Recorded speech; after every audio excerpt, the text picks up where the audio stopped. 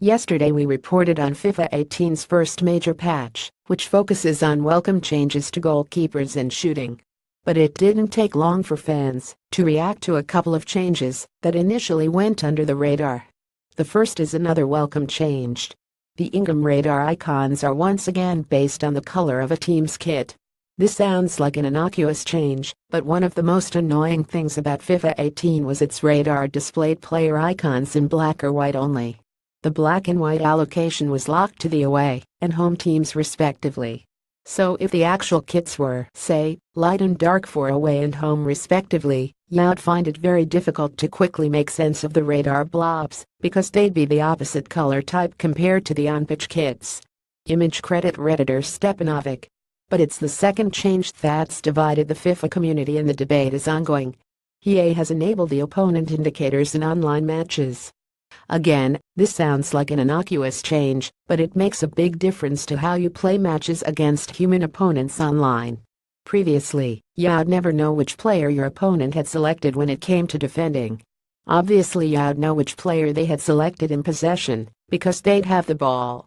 This meant that you wouldn't know for sure whether a defending player was under the direct control of your opponent, the AI, or was called in for a second man contain. This was crucial, because in FIFA 18 human-controlled defenders are, as you'd expect, better at intercepting and tackling than the AI. Now though, you can see exactly which player your opponent is controlling at any given moment, and if you fancy it, try to avoid them. This change has sparked an interesting debate among players about what this means for competitive online play.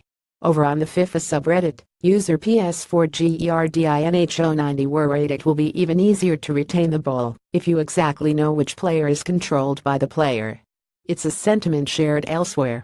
In a thread titled EA please remove the indicator above opponent's head, user Tyrodveget.